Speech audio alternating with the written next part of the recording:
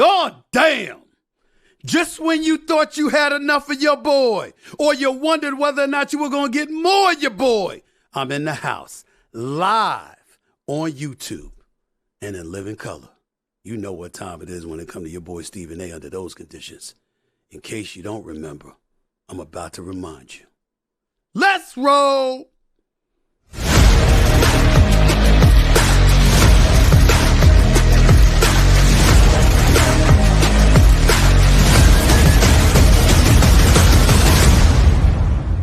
What's up, everybody?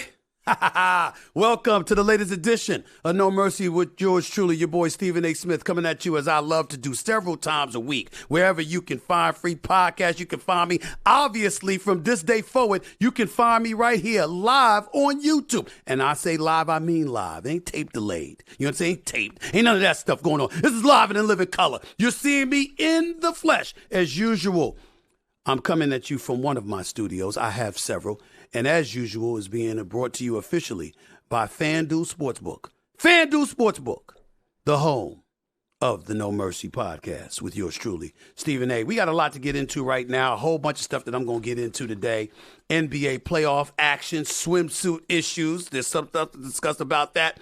Talking about folks beyond their prime. I don't know any such thing. We're going to get into all of that. There's a whole bunch of stuff to get into. A number one overall pick that's imminent, that stands 7'5", named Victor Wembanyama. He's got picked up. He's going to get picked up by the San Antonio Spurs with the first overall pick in the upcoming NBA draft. We'll talk about that briefly for a second. Of course, like I promised, we'll get into the NBA playoffs. But I got to revisit, to some degree, this whole Ja Morant situation because it's been a very, very interesting few days.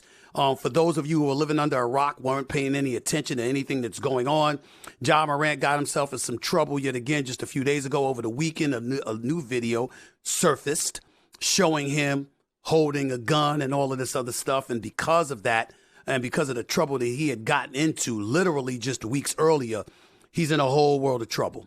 Because Ja Morant was suspended 8 games. He cost himself over $600,000. Supposedly, he went to some clinic. I mean, apparently, it was quick enough to pass gas. And that was about it before he was out of the damn clinic. And then he ended up returning back to the basketball court where he joined the Memphis Grizzlies, and they unceremoniously got bounced out in the first round by a dude named LeBron James and the Los Angeles Lakers. And it was so bad, the ass kicking was so thorough, that his teammate, Mr. Dylan Brooks, who was talking about he pokes bears and he doesn't respect anybody that doesn't drop 40 on him, ended up walking off the court at the Crypto.com arena in Los Angeles, California, with, figuratively speaking anyway, his head bowed between his legs, walking off the court with his head down after the Lakers beat him by 40. They destroyed them that night.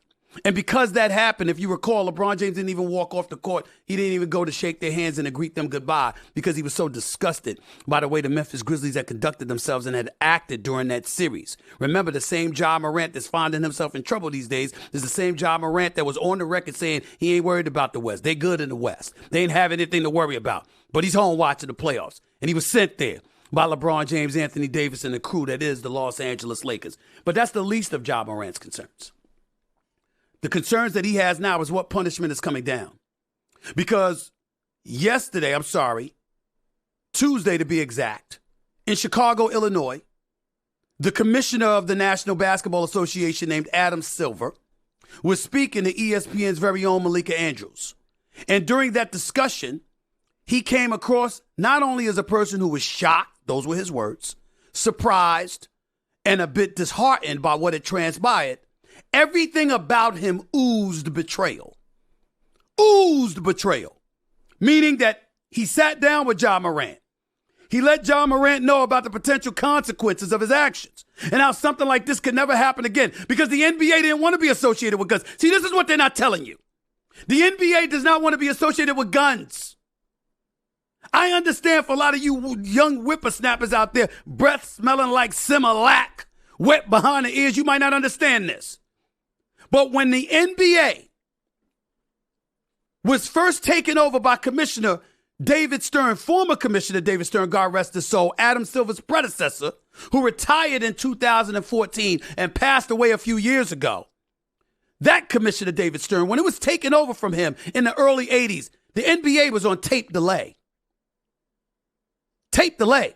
When Magic Johnson played center against Darryl Dawkins and Caldwell Jones and dropped 42 and 15, playing center because Kareem Abdul-Jabbar had gotten hurt.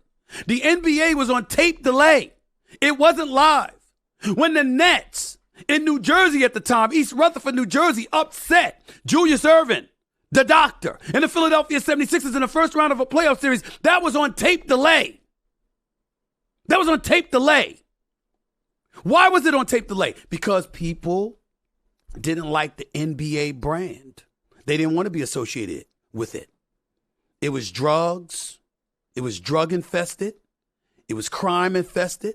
Cats were getting themselves in trouble, didn't know how to act. NBA guards against that.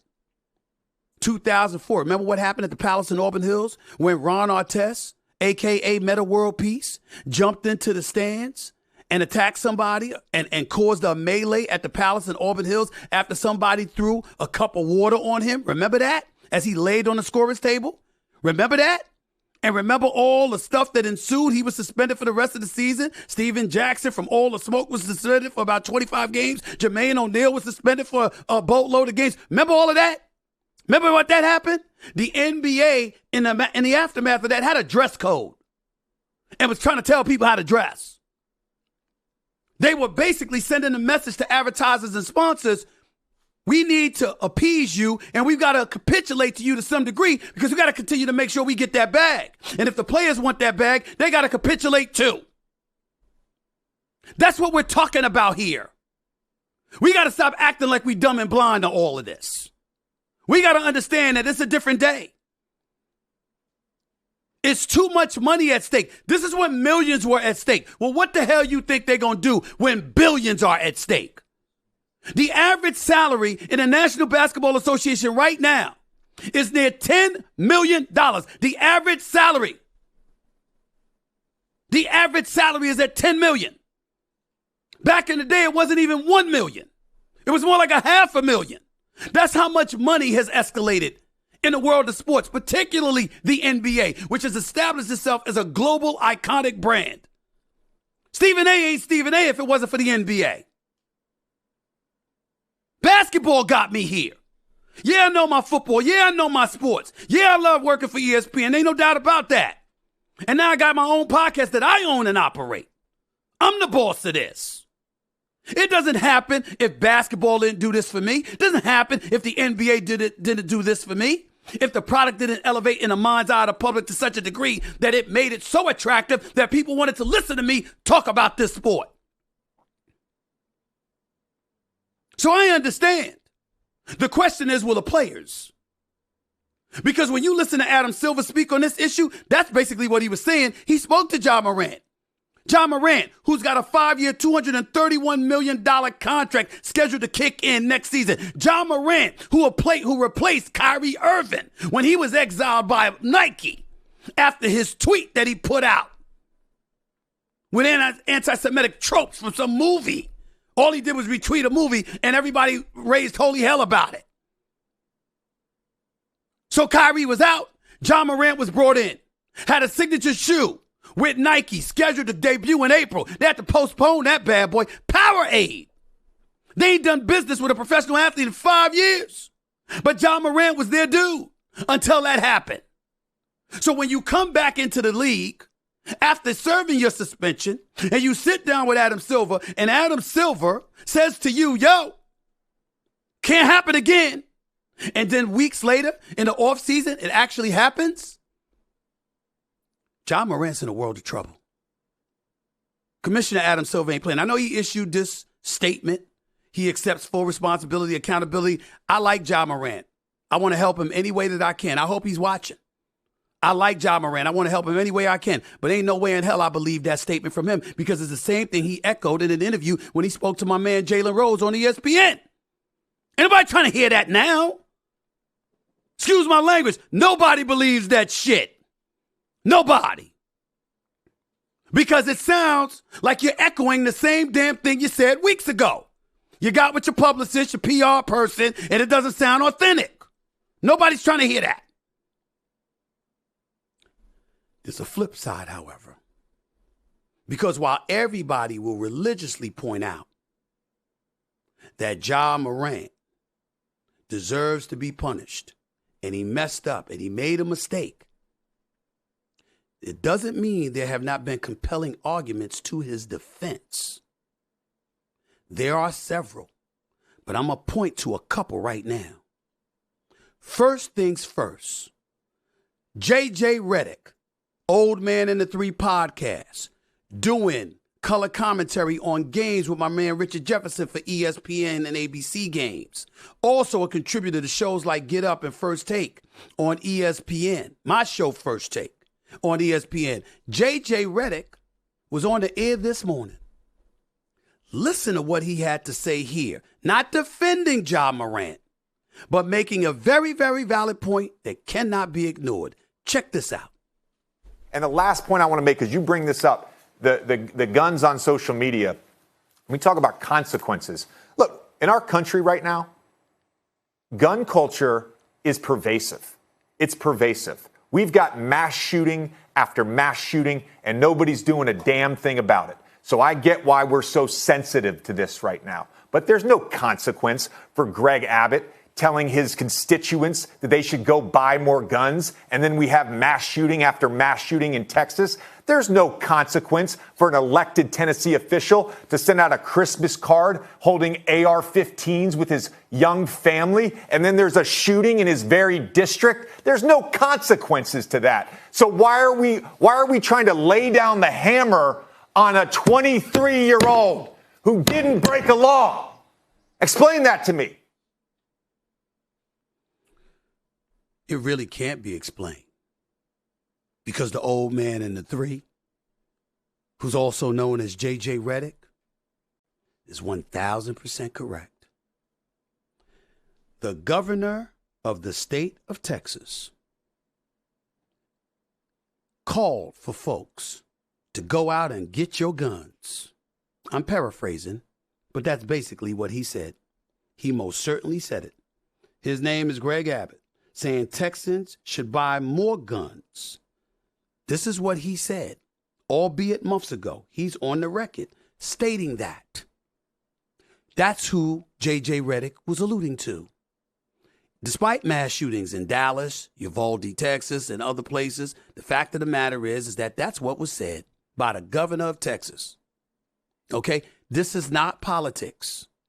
We're not talking politics. We're not talking liberals versus conservatives. We're not talking Republicans versus Democrats. We're only simply isolating the issue of guns.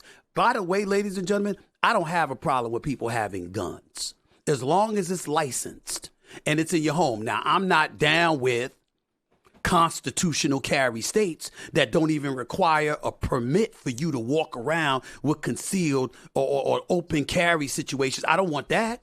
I don't want people that don't have to get a license, that don't even have to get a permit, walking around with guns in a supermarket, a grocery store, a mall, or whatever the case may be. I think that's excessive. I think that's wilding out.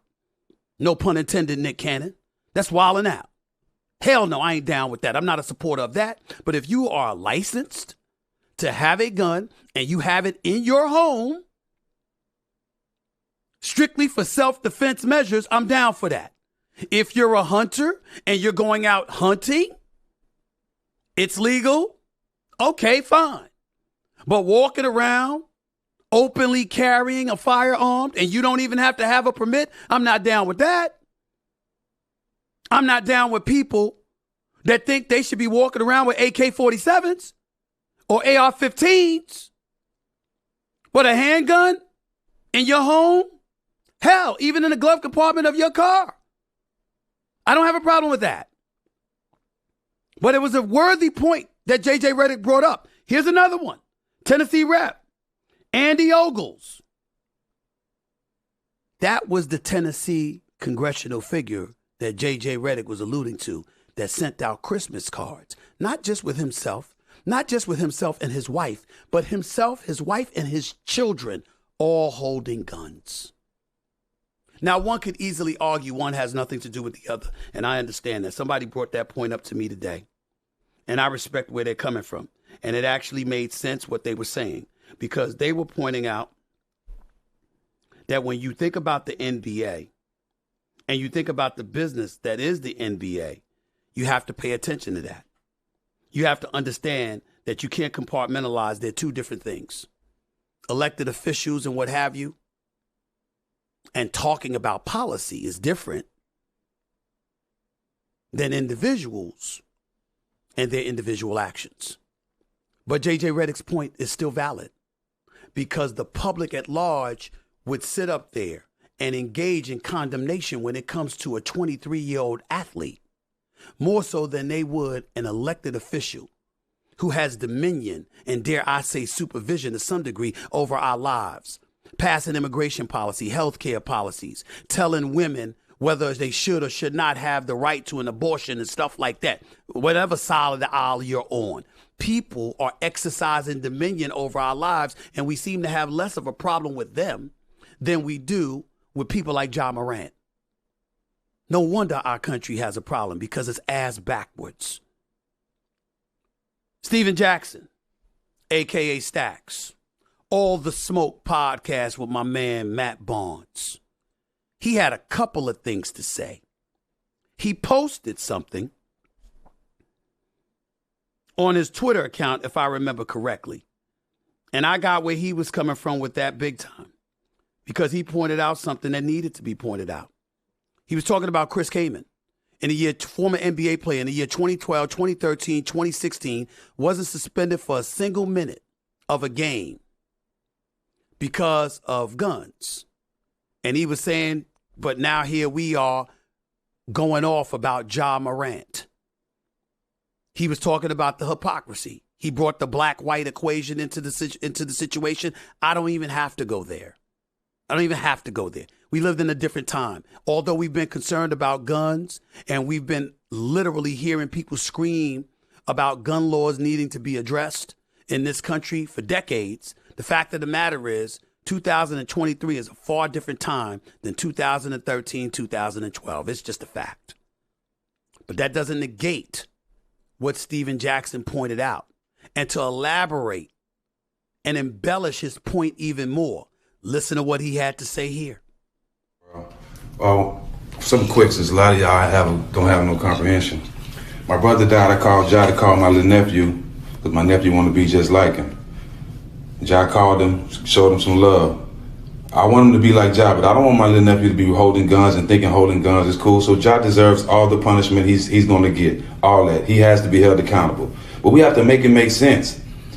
ESPN, and it was a couple games where the Memphis Grizzlies was coming out and they playing these same songs, making the gun signs to the camera and marching out, getting ready to go play that game, and it was all cool. The NBA, every event, you have these same rappers rapping these same lyrics about guns and shooting at all your events. Just make it make sense. That's a valid point.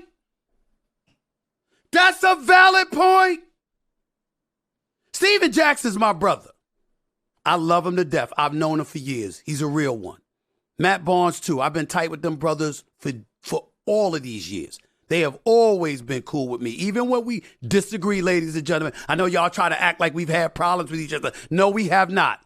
I've always loved Steven Jackson. Just saw him a few minutes ago. I'm going to love him tomorrow. I'm going to love him forever because he's a real one. You don't have to agree with me. But on this particular issue, we're aligned. He's absolutely right. If we abhor being subjected or subjecting folks, having folks that represent our brand, subject the public to this kind of footage like we've seen with Ja Morant in the strip club in Colorado and now in his car with his friend, then the music we play at these arenas, the things we tote, the things that we allow to get talked about and whatever, that needs to be addressed too. Now, let's not conflate the issue. The fact of the matter is, it's a very valid point that he brought up, but nevertheless, it's not counterproductive, but it's not a priority to address the apparent hypocrisy of a league or a network or anybody else. More so than as black folks, we need to address the importance of not promoting gun use and gun violence because it's become more and more prevalent. And the reality of the situation that the people that's going to end up getting hurt More so than anybody, it's us. I've said this on many occasions. I'm going to say it right now because you've seen him say this before. Ladies and gentlemen, listen to what I'm saying. Black folks, white folks, Latinos, everybody, listen to what I'm saying right now. When white folks catch a cold, black folks catch pneumonia. When white folks catch a cold, black folks catch pneumonia. One more time. When white folks catch a cold, black folks catch pneumonia. What that means metaphorically is that it's always worse for us. No matter what goes on in this society, it's always worse for black people than it is for everybody else. Now, white America, I'm not saying that's your fault. I'm simply pointing out a fact that it's always worse for us. We only make up about 13% of the population. If white folks and black folks go to a mall and 10 white folks get killed and 10 black folks get killed, whose community is more damaged? Strictly from a numbers perspective. If you make up 60% of the population and you lose 10 folks, it's far more devastating if you make up 13% of the population and you lose 10 folks. Just the numbers. I'm just talking numbers. So we got to pay attention to that. So I appreciate what Stephen Jackson had to say. He's right to say it. He's not wrong. I'm just adding to that. Despite how right he is, the priority right now is not the hypocrisy of networks or leagues as it pertains to a Ja Morant compared to somebody like a Chris Kaman, considering that those incidences are about 10 to 12 years apart. The real priority is the fact that gun issues have become very pervasive in our society, as J.J. Redick pointed out. And we need to pay rapt attention to that, to make sure all of us are contributing to alleviating the problem as opposed to contributing to it by simply pointing out the hypocrisy of folks instead of really addressing the fact that we got to address gun issues in our country. We got to address gun use. We got to address access to guns. We got to address gun laws. We got to address permits, licenses, states that don't require you to have a permit. We got to address it in that regard to make sure that we ain't the quote unquote wild, wild west everywhere in this country. That's what we got to do. We got to figure that out. Let me transition to some NBA playoff stuff real quick because the Los Angeles Lakers lost game 1 to the Denver Nuggets yesterday. Lakers are not in trouble. I put the question on the bottom of the screen here because I wanted y'all to see it, but they ain't in trouble. They ain't in trouble. They can lose game 2. They still ain't in trouble. They ain't in trouble. They go back to Crypto.com Arena and lose in LA. They in trouble then.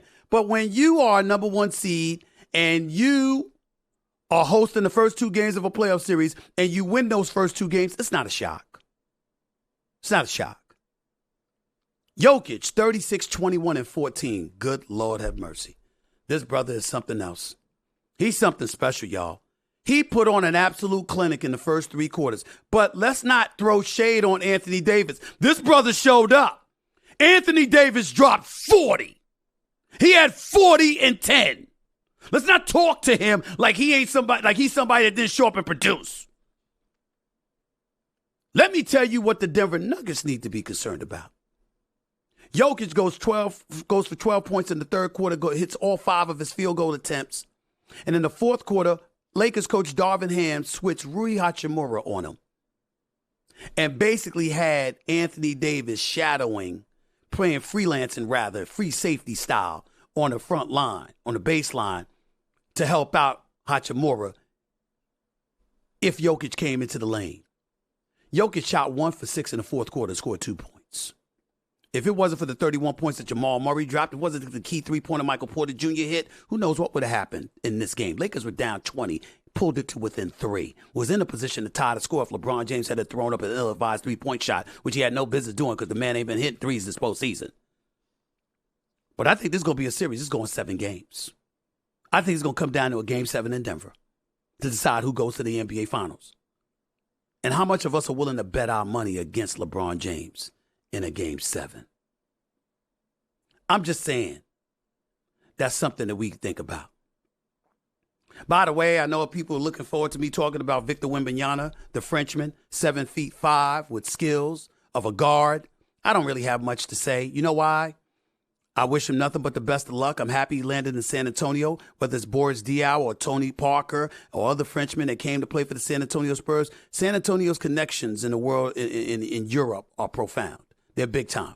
And to have a great, great coach like Popovich to teach you the game when you first arrive is a big, big deal. Wembanyama clearly wanted to end up in San Antonio. Happy for him. Seems like a really good kid. The world needs to watch out for him because when you're 7'5" with those kind of skills, there's no doubt that you're expected to be big time. San Antonio, 1987, number 1 overall pick, David Robinson. 1997, number 1 overall pick, Tim Duncan. Now 2023, Victor Wembanyama. If he's anything close to those two, that's a Hall of Fame career. Anything close to David Robinson or Tim Duncan, that's a Hall of Fame career. My only issue is that even though I've seen him do what he does, the competition in France, I don't think is the stiffest in the world. That's just where I'm coming from with it. That's just what I believe. But we'll see. We'll see. I got more stuff coming at you because I got a few other things on my mind. James Harden and the Philadelphia 76ers since the Philadelphia 76ers fired Doc Rivers. Got to get into that. Got to get into an SI swimsuit cover issue. I'm dying to touch on that. There's also a writer's strike going on in Hollywood, as if California could afford to lose money. I mean, they're being cost like $30 million a day with what the hell is going on right here in Tinseltown. We got to get into all of that and more. You're listening to No Mercy with yours truly, Stephen A. Smith. By the way, as an aside, my book, yes, I'm promoting it. Straight Shooter with yours truly. New York Times bestseller, very, very proud of it. I encourage everybody to go out and get it. It's my story. I wrote it. I audio booked it as well. You can get it on audiobook as well. A memoir of second chances and first takes. That's the title of this book, and I've been very fortunate and blessed to have it as a New York Times bestseller for weeks. I want to thank everybody for supporting the book, supporting me. I hope it continues. I hope I continue to bring content to you that you enjoy, that helps move you in some kind of way. I only brought it up because Mother's Day just passed and the book was dedicated to my mom. And obviously Father's Day is coming up too, so I want to make sure I mention it again. Straight Shooter by yours truly, a New York Times bestseller. They seem to like it. I hope you do too. More No Mercy with yours truly coming at you in a minute. Don't touch that dial. I'll be right back. It's getting hot outside. The conversations on this show often get heated. The Heat were literally just in New York going against my hometown Knicks. A lot of heat going on. Sometimes we need to find ways to chill instead. How's a nice cold Coors Light sound? It's the beer that's made to chill. And if you can get someone like me, someone who's fiery, passionate, outspoken, not scared to say whatever the hell I want. If you can get someone like me to chill, that's how you know it's a good beer. Coors Light is perfect for chilling with friends, letting loose, kicking back, watching sports, forgetting about the stresses of the day. And that's because everything about it is chill. Cold filtered, cold packaged, cold as the Rockies. Summer's coming, y'all. This is your beer for this summer. When you choose to chill, pair your plans with an ice cold Coors Light. Get Coors Light delivered straight to your door with Drizzly or Instacart by going to CoorsLight.com/mercy. Celebrate responsibly. Coors Brewing Company, Golden, Colorado. You know, I'm glad we went to commercial because I needed a minute. And I needed a minute to gather my thoughts because I'm not going to lie to you. I get pissed off sometimes when certain things happen. You know, Doc Rivers was fired as the head coach of the Philadelphia 76ers yesterday. Tuesday to be exact. I got news for y'all, ladies and gentlemen. Doc Rivers is a friend. I love the man. I've known him for over a quarter century. Having said that, I'm not here to defend him. Despite being a top 10 coach in wins all time, with the other 9 coaches who've achieved over 1,000 coaching victories in their career, all being in the Hall of Fame, despite being in the playoffs an inordinate amount of times, despite being a champion in 2008 and got in the Boston Celtics to an NBA Finals berth where they lost to Kobe Bryant and the Los Angeles Lakers in Game 7 of the 2010 NBA Finals. Success as a playoff team in Boston, in LA with the Clippers, in Philadelphia with the 76ers, guiding them to the playoffs all 3 years. 24 years in the NBA as a coach, uninterrupted. Orlando, Boston, LA, and Philly. I am not here to defend Doc Rivers. I think he's a great coach. I think he knows what the hell he's doing. But I'm also very big on mandates. He took the job knowing he was succeeding a guy by the name of Brett Brown, whose crime as a coach was that he couldn't get the Philadelphia 76ers out of the second round. Joel Embiid was a member of his team. Jimmy Butler was a member of his team. Ben Simmons was a member of his team. And what have you, Tobias Harris was a member of his team. And the Philadelphia 76ers got to a Game 7 of an Eastern Conference semifinals a few years ago, 2019 to be exact, if I remember correctly, where Kawhi Leonard had a ball bounce on the rim 4 different times before falling through the net and sending the Philadelphia 76ers home, sent Joel Embiid crying into the arms of his girlfriend at the time in the hallways of the Toronto arena. We saw all of that. And ultimately, Brett Brown would lose to Boston another year, and the Philadelphia 76ers felt compelled to make a change, and they brought in Doc Rivers 3 years ago. He knew what the mandate was. The mandate was to get the 76ers out of the second round. He gets them out of the second round. Doc Rivers is the head coach of the Philadelphia 76ers today. Having said that, we saw what happened when they were up 3-2. In Game 6. We saw how awful James Harden played. Joel Embiid wasn't much better, by the way, the reigning league MVP. But Game 7 should give us all cause to pause. The Philadelphia 76ers quit. Now, to some degree, you hold the coach accountable for that because it's your job to galvanize the troops and make sure they give you max effort. They got their ass kicked by the Boston Celtics. Jason Tatum dropped 51. You saw that show he put on? That was an ass kicking, no doubt. But I find it odd that James Harden drops 45 in Game 1, 42 in a Game 4. But the other 5 games of this series, because it went 7, James Harden, a 3-time scoring champion, a former league MVP, couldn't score more than 4 baskets in a game. Don't y'all find that odd? Now, I ain't making no accusations. I'm not doing that. I'm simply asking a question. Don't y'all find that odd? You can't score more than 4 baskets? Now, I will make a defense of James Harden from this standpoint. Boston can defend.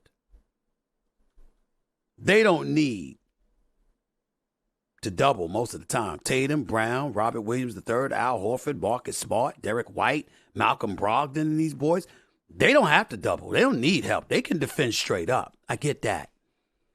And they can suffocate you too. But 5 of 7 games, James Harden, notorious for folding in big games. I'm not going to say he choked. Because I've seen some games where he just tried and it just went fall, and I get that. But 5 games, you can't score more than 4 field goals in a game? 5 times? You can't get to the free throw line? You can't make something happen? I'm not even disgusted by that. Where I'm really disgusted is that Mike D'Antoni is a head coaching candidate for the Philadelphia 76ers job. Mike D'Antoni, the man you should take the D out of his name because he don't know the definition of defense. That Mike D'Antoni. That Mike D'Antoni that's never won a conference championship, let alone an NBA championship. But somehow, some way, every damn time there's a job opening, his name surfaces. I mean, this brother, the hell with cats. This is the man with 9 lives. It's amazing. He's coached in Phoenix. He's coached in New York. He's coached in LA with the Lakers. He's coached in Houston. He's coached Steve Nash, Amari Stoudemire, Joe Johnson, and the Matrix, Shawn Marion. He's coached Melo in New York City. He's coached Kobe in L.A. He's coached Harden with and without Chris Paul.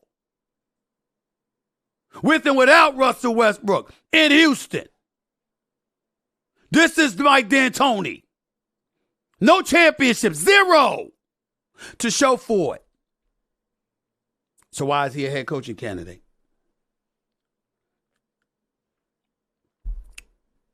Because James Harden loves him. That's why.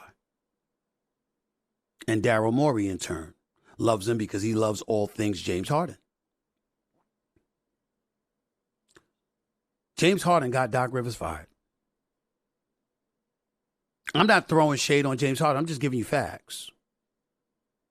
I wouldn't even mind if James Harden got Doc Rivers fired if James Harden lost a game 7, but he dropped 40. But when you stink up the joint, why the hell should you have any influence? And the problem with it is that what is D'Antoni known for? Practices that are an hour long, preaching nothing about defense. And on top of it all, did you know that when D'Antoni was coaching in Houston, you know how coaches show film, they get to your film room and they show the error and the mistakes and the errors of your ways and stuff like that? You know that? Do you know that when it came to James Harden, he would never do that? He never showed James Harden negative plays about James Harden. Hell, the situation was so touchy in Philly, Doc Rivers even allowed James Harden to take a day off and go to Vegas during the damn playoffs. And this is what he has to show for it. And if y'all don't believe me, when you got here, you said that one of the reasons you wanted to come, if I'm not mistaken, was Doc. How has your relationship been with Doc, and would you like to see him back? Our relationship is okay. Does that sound like somebody that's enthusiastic about playing for coach? Who can't see that? Boo Boo the Fool can see that. So Doc Rivers is without a job. James Harden might get the coach he wants.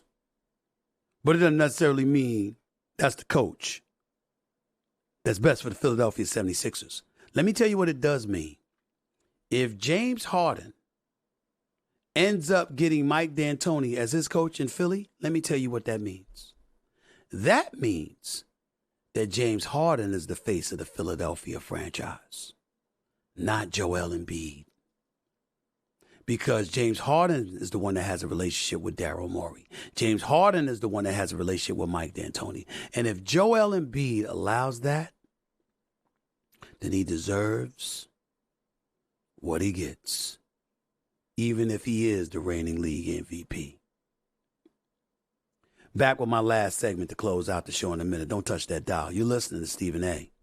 No Mercy Style. I admire people who set ambitious goals for themselves, like wanting to learn a new language. That's an ambitious undertaking, but there's one heck of a payoff. All those vacations you can confidently go on, new cultures you can experience. Learning a new language is more than a worthwhile venture. But where do you start? I'll tell you where. You start with Rosetta Stone. They've been the trusted expert in language learning for 30 years with millions of customers, and for good reason. Listen, they offer 25 languages from Arabic to German to Spanish, and you only need 10 minutes to make real progress with one of their bite-sized lessons. I know y'all are busy, but 10 minutes can make a real difference and prepare you for real-life interactions.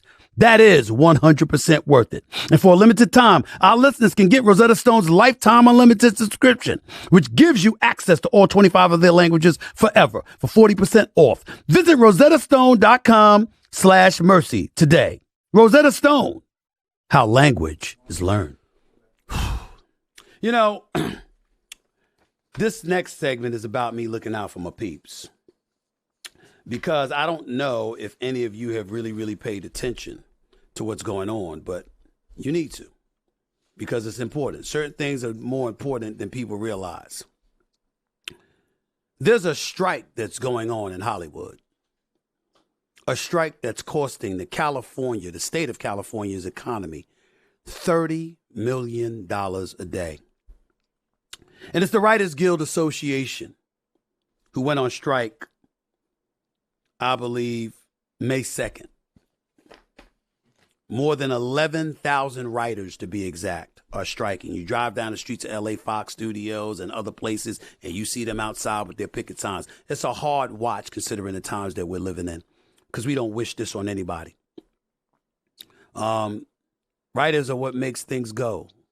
Let's make that clear right now. I'm not some script writer, even though some people say I can do it, scripted and unscripted content. I've been a journalist for over 25 years. I wrote for the New York Daily News, started out my career. First of all, I did internships at the Atlanta Journal-Constitution, the Winston-Salem Journal while I was a student. Greensboro News and Record before going to New York City. Writing for the New York Daily News as a high school writer for 14 months, going from there to the Philadelphia Inquirer, where I was promoted anywhere from 7 to 9 times and became the 21st African-American in this nation's history to be named a general sports columnist. The highest title you can get as a writer in the newspaper industry. And so that's an incredible honor that I'm proud to have achieved in my career. And obviously I've transitioned to television and the audio stratosphere, whether it was radio before or this podcast right now, which I own and operate. But I'll always be grateful to the journalism industry for taking care of me, for nurturing me, for teaching me how to become a better writer, the editors, the colleagues who watched over me from the Winston-Salem Journal all the way through the Philadelphia Inquirer and beyond. My gratitude to them will never know any limits. And when I see these writers on strike right now, wondering about their future, it hits me. Because just to read some stuff, first of all, the strike was voted unanimously, which means every writer voted to go on strike. It says here the Alliance of Motion Pictures, and I'm reading from an article. It says the Alliance of Motion Pictures and Television Producers met with the Writers Guild Association to discuss what would be entailed in their new contract after their past 3-year contract had expired. Stuff like WGA released a document describing what they proposed and what was or wasn't agreed to. Screen pay has decreased by 14% over the last 5 years. Writers are feeling more like disposable freelance workers, current state of streaming and broadcast projects, rather than contributing members to a project with stability. After a week of negotiation and still no agreement, writers went on strike, which is the first strike since 2007. The 2007 strike lasted 100 days and cost Los Angeles $2.1 billion. I'm reading from the Collider, COLLIDER. This is what was printed May 7th, to be exact. And so when you see these details, the main point of disagreement comes in standard-based pay, which is not advanced as technology or television and film have advanced. The introduction of streaming services initially brought more jobs, but it changed the landscape of how writers find jobs. Previously, broadcast networks would order upwards of 20 episodes for a show that would span over a time frame of 10 or so months. Yet over the last few years, the number of episodes has decreased pretty much to half, to 8 to 10 episodes. This means that more writers are having to find more gigs frequently in order to make ends meet rather than a fixed amount of time spent on one project. Let's interpret that. So customarily,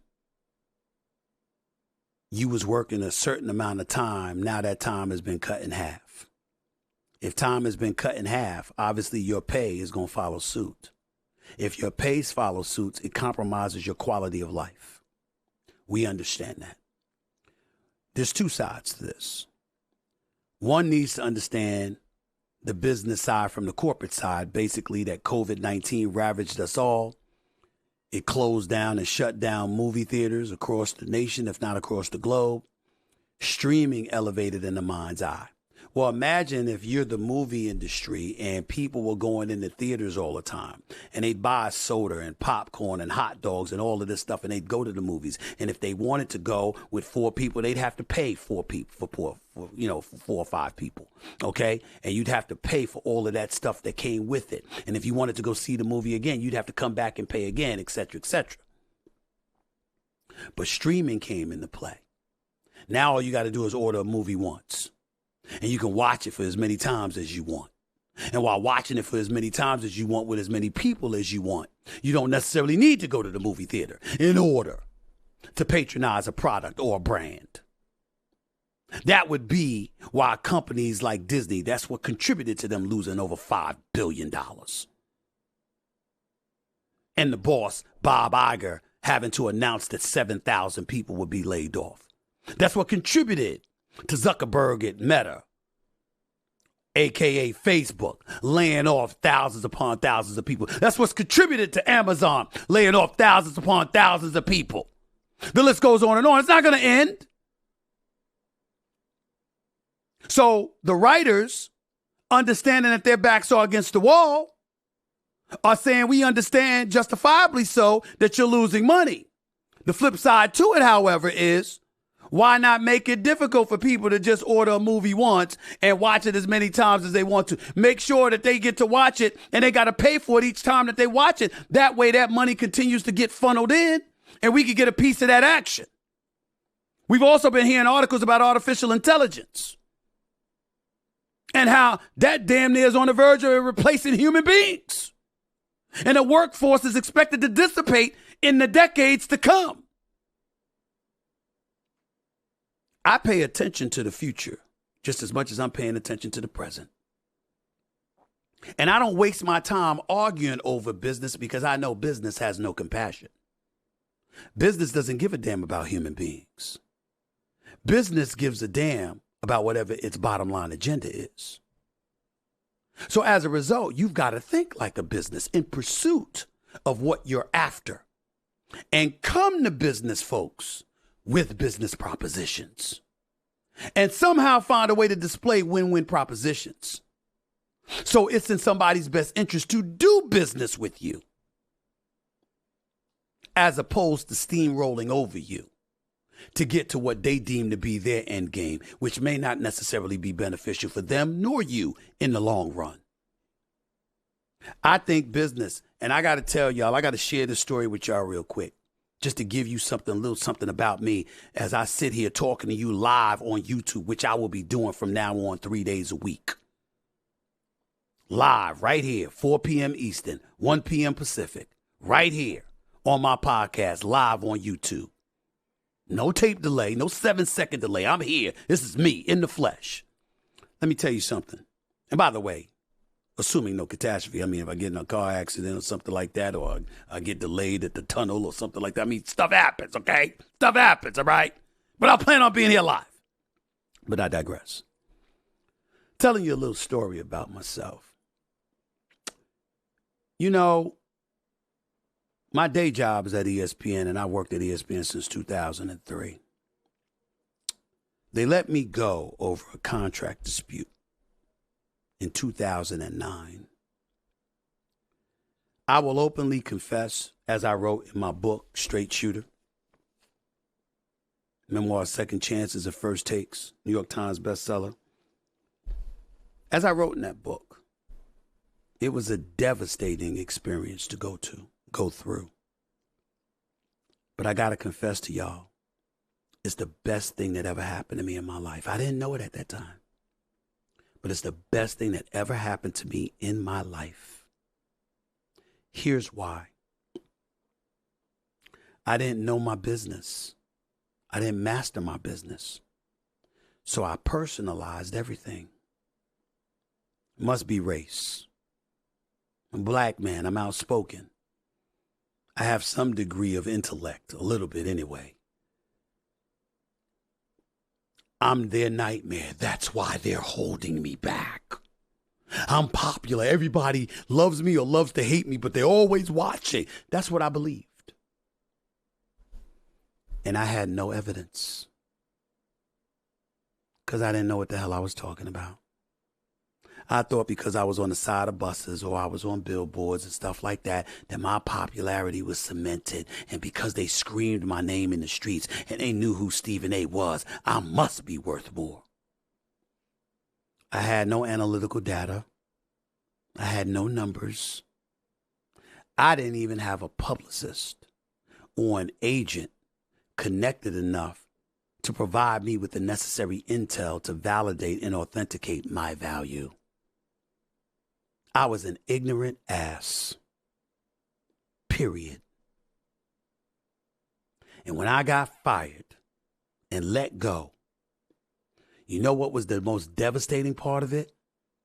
They didn't even place any restrictions. Go ahead, go out there and get a job. They didn't stop me one bit because they knew they had nothing to worry about because no one wanted me. Not even BET or TV One. And I only bring them up because I'm a black man who's pretty experienced in broadcasting. You would think one of them would want me. Nobody. Hell, I'm not even sure I could have got a job at Jet Magazine. Nobody wanted me. Talk about the shade room where, you got people up in there talking about folks all the time. Hell, they didn't even want me. Nobody wanted me. Now I don't even know whether they existed then or not. I'm just saying, if you were black, you didn't want me. You were white, you didn't want me. You were Latino, you didn't want me. No damn body wanted me. But it unleashed me because I met great executives like Bruce Gilbert, great executives like Mike McVeigh, a friend of mine spanning 20 years by Terry Fox that educated the hell out of me about this business. My man Galen Gordon and others, Dave Roberts, who's now a high-ranking executive at ESPN, Mark Shapiro, who's the president of William Morris Endeavor, Ari Emanuel, who's the boss and the founder of William Morris Endeavor, Nick Khan, a super agent in this business who now runs the WWE. I had folks that I knew who are nothing short of brilliant that educated me about the business. And because they educated me about the business, I became a master of my business, which means I ultimately found out exactly what I was worth, what my market value was, how significant did I resonate, how do I matter. I do First Take every day. I know the ratings every day. I do have an idea of what dollars I resonate, that I generate rather, in revenue for ESPN. I know what I generate for this podcast. I pay attention to it. I know what I can do on YouTube. I have fantasies that I'm hell-bent on making sure become reality. It's not personal anymore. It's all business. I say all of that to say, to the Writers Guild Association of America, you have a supporter in me, but make sure you do the same. Make sure that when you talk in Tinseltown to these networks and these network executives and you're negotiating your deal, that you're speaking their language, not just your own. I'm not saying that you're not. I'm just giving advice. Because when you speak their language, they can't ignore what's oozing out of your mouth or what message you're disseminating to them. They have no choice but to hear you because it's a language they understand. Remember that. Hold on to that. And I think that sooner than later, this strike will come to an end and we'll all be blessed with you putting your wonderful talents on display to make sure this nation and this world is entertained due to your brilliance as writers. That's all I wanted to say about that. Let me end the show by bringing up something else. And that's the swimsuit cover issue. It's important because I don't know if y'all know this, but the 81-year-old Martha Stewart is one of 4 swimsuit models gracing the cover of Sports Illustrated. Swimsuit issue. 81 years old. Now, I know y'all saying, what the hell, Stephen, they talking about something like that for? Well, it's a simple reason. Ladies, none of y'all are beyond your prime. All of y'all got it going on. To each their own. What's good for some people ain't good for another. But the door is never closed on any of y'all as long as you breathing and blood is circulating through those veins. And I want y'all to know that. Now, everybody got their own different taste. I have mine.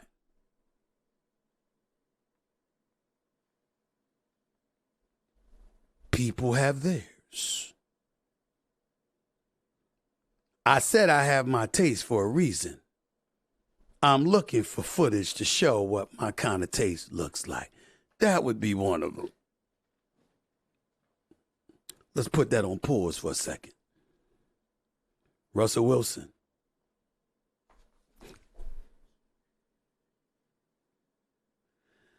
I see why you smiling a lot. And it ain't just because of that $165 million guaranteed portion of your contract you got from the Denver Broncos. Happy wife, happy life. She ain't the only one, though. Yes. We all have our taste. We all have our taste. Lord have mercy. Bravo, Kim. You ain't no hater in me, girl. I ain't gonna front. I'm just being honest. Having said all of that, Elon Musk's mother was on the cover of Sports Illustrated last year. She's 75 years old. You go on, mama. You go on with your bad self. And now it's Martha Stewart. See, Snoop Dogg always says she's got a lot of style and grace. It's a good-looking woman right there. 81 years old. Now, I know that people find this to be a very, very important subject because Don Lemon, formerly of CNN, got himself into a little trouble a few months back when he had this segment on the CNN morning show. Check it out. I think it's the wrong road to go down. She says people, politicians or something are not in their prime. Nikki Haley isn't in her prime. Sorry. When a woman is considered to be in her prime in her 20s and 30s and maybe 40s. What are you talking? Wait. That's not according to me. Prime for what? It depends. I mean, it's just like prime. If you look it up, if you Google when is a woman in her prime, it'll say 20s, 30s, and 40s. I don't necessarily. 40s. Oh, I got another. I'm not saying decade. I agree with that. So I think she has to be careful about saying that politicians aren't in their prime. We need to qualify. Are you talking about prime for like childbearing, or are you talking about prime for being president? What the facts are. Google it. Everybody at home. When is a woman in her prime? It says 20s, 30s, and 40s. And I'm just saying Nikki Haley should be careful about saying that politicians are not in their prime and they need to be in their prime when they serve, because she wouldn't. I don't recall seeing that on Google. I really don't. But let me say this about Don Lemon in defense of him. He did say a couple of occasions, it's not me, I don't feel that way. He was saying they, whoever they are, classify and qualify prime, someone in their prime as. He did not say he believes that, in fairness to him. Still don't think it was wise to say. Still don't think it was smart to say. Really, really wasn't. And damn sure ain't true. Because I got news for you. I'm 55. I've seen plenty of women in their 50s that look better than women in their 20s. I know a few, actually. I'm not going to give out any names because I don't want them being bothered. I know several women in their 50s who will put women in their 20s to shame. Secondly, because we were talking about politics and that particular subject on CNN that morning, we was talking about Nikki Haley, 51 years of age, former governor of South Carolina. He was talking about her and what some people were saying about her and how she needed to be careful because she was saying that Trump and Biden are not in their prime. So he was saying that she needed to be careful about that. Not really. Biden's going to be 82 when he's running for re-election. Trump is going to be 80, about 80. Okay? we're being totally honest. I'm just talking about look. I don't know what the reality is. When we're just talking about looks, neither seems that healthy. It's just the truth. It's just the truth. But he still shouldn't have said that. And the reason why I brought up that swimsuit issue, bringing this up, is because I think it's great that Martha Stewart and Mrs. Musk are gracing the same cover that Sierra and Kim Kardashian graced. To each his and her own. There is no prime. Everybody got their taste. I myself don't want to be with somebody that looks like Rasputia from Norbit. My boy Pooley, one of my best friends forever in life that I grew up with, Rasputia might be too small. To each his and her own. I like to open a car door for a lady because I was raised by 5 women and I know my manners. Pooley likes women who tilt cars. To each his own and her own. It's the way to go. Some people want to mess with just one kind. White, black, Latina. Others don't discriminate at all. My Uncle Frankie, God rest his soul, his criteria had nothing to do with race, ethnicity, or anything like that. Not even beauty. All he cared about was whether or not a woman knew how to help him make money. And if you knew how to help him make money, my Uncle Frankie loved you. Loved you. I don't know how they made him like him. He didn't care. To each his and her own. I've seen 6 feet tall women messing with a dude that's 5'4". I actually once saw a woman with a dude that had no teeth. I have some. Not as perfect as other teeth, but I have some and they're all mine. To each his and her own. That's how it goes. I want to end this episode of No Mercy with your boy by saying this. Beauty in one's prime is in the eye of the beholder. Who you holding? That's up to you and them. It's not for anybody to judge. We all have hope until it's over. Remember that. Till next time, see you Friday, 4 p.m. Eastern, 1 p.m. Pacific, live right here on YouTube. No Mercy in the House with Stephen A. Peace and love, everybody.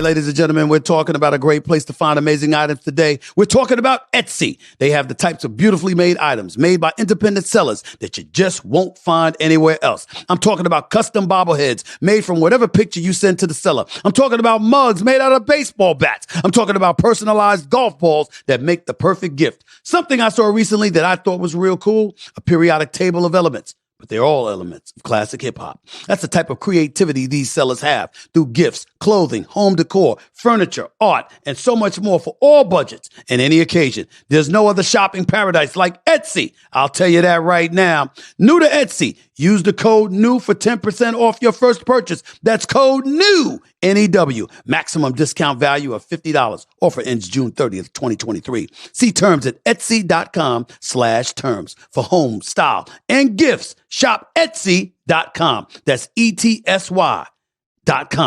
Etsy has it.